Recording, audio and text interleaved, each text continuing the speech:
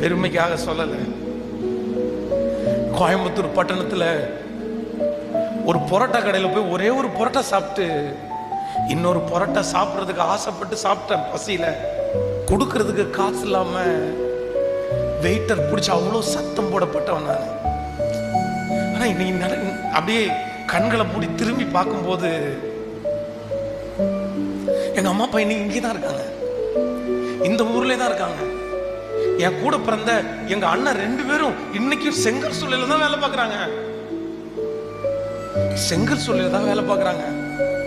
என் லைஃப்ல என் வம்சத்துல ஃபர்ஸ்ட் ஃபிளைட்ல போனவன் நான், ஃபர்ஸ்ட் பத்திரத்துல கையெழுத்து போட்டவன் நான், ஃபர்ஸ்ட் பிரீச்சர் ஆனவன் நான்.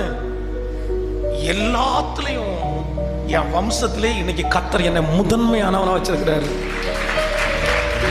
காரணம் வேற எதுவுமே இல்லப்பா, காரணம் வேற எதுவுமே இல்லை.